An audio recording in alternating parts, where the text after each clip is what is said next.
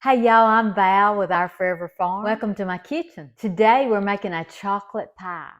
Now here I'm just using a bought pie shell. It's one of those that are rolled up, and I had them in the freezer, and I just thawed it out and laid it across my pie shell, and I'm just using the fork method on it. But if you'd like to make your own, I do have a video on that, and I'll link it in the description box. I've got my oven preheating at 450. We're going to cook this for about 10 to 12 minutes. We want a pre-baked pie shell. So today we're using cocoa. We're using some cornstarch. You also could use flour instead of this. We're using eggs. We're using some sugar. We're going to use salt. We're going to use some milk. We're going to use some vanilla flavor. We're going to use some butter. And then, of course, our pre-baked pie shell that's fixing to go in the oven now. Let's get to cooking. The recipe for this chocolate cream pie will be in the description box. I'm just going to show you the process. I'm also doubling the recipe because if you have a deep dish pie, you'll want more chocolate. I also have, if you watch my lemon icebox pie, I buy these little graham cracker tarts. If I have leftover chocolate, I'll fill them up and put them in there. I'll show you that in a few minutes. Y'all are going to love this pie. So here I'm adding the cocoa. Now the recipe calls for cornstarch or flour to be the thickener. I chose cornstarch. I also read that this would make it gluten-free. I'm not sure because I don't know all about that, but I'm using cornstarch today. Now here I'm just separating my whites from my yolks, and I'm using more eggs than it says in the recipe because I am doubling it. But this is all I'm doing is separating those out. Now if you want to make a meringue top for this pie, you can use the egg whites that you're separating out right there. But we're going to use the yolks in this pie.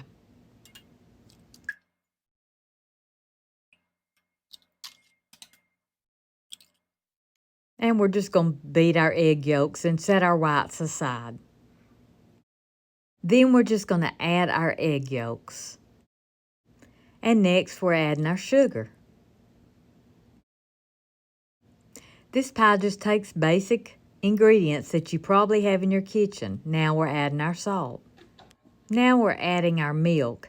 I'm using skim milk, but you can use whole milk. I'm sure that would be better, but you can use either one. That's just what we drink.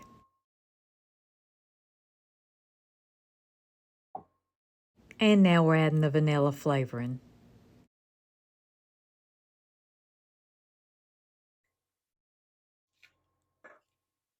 And now the butter.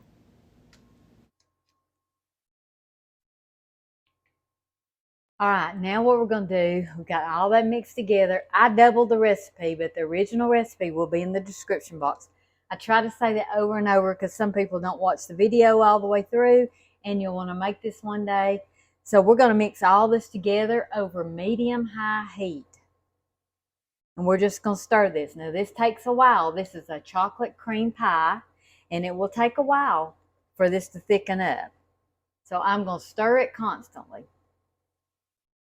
Now, I've got to stay right with this pan, but if Sweet Hunter comes in, I'm going to get him to show you what it's doing outside. We have another thunderstorm. The rain is blowing like crazy. It's my favorite kind of day in the summer when I can stay home. I will tell you that it's best to not stop stirring. This takes about 10 to 15 minutes until everything's mixed up good and it makes a thick pudding. But I promise you, as tired as you're going to be, it's going to be worth it. Now remember the egg yolks we put in the pie?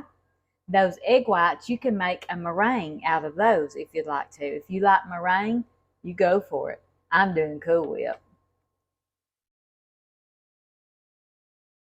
Well, Sweet Hunter said he'd rather stir the pot than go out on the deck in the rain. So I just wanted to show you this fog. It's just beautiful. Look at my tomato plants. They are loving this. It is just beautiful. I love the rain. So this is like a thin mixture when you first start stirring it. But as it cooks, it's going to get thicker and thicker. And like I told you, this could take up to 10, maybe even 15 minutes. Every stove's different.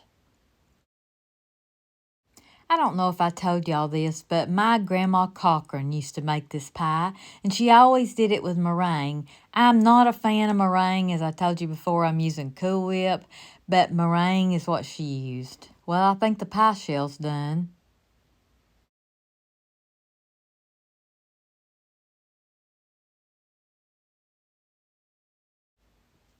Oh yeah, it looks perfect.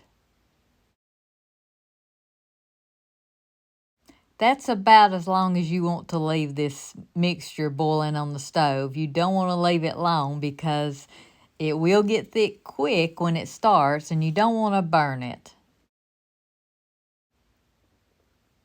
Now, as you can see, it's thickening up now, so you want to be very careful and stir it constantly.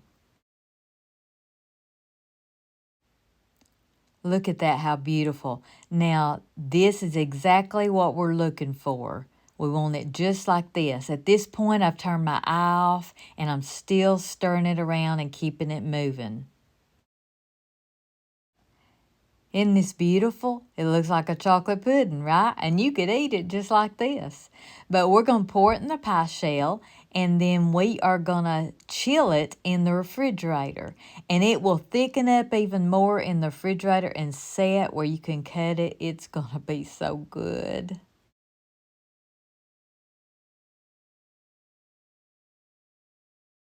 So I've filled this pie shell up, and I've got leftover chocolate, and I'm going to show you what I'm going to do with it.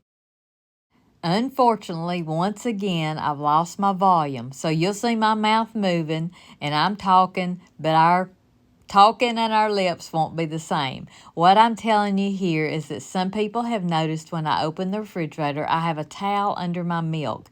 The reason I do is because I've got it out of the freezer and it's thawing out. That's the reason for that. But I'm going to put this pie in the refrigerator on a towel because it's still warm and let this pie chill for at least 2 hours or more.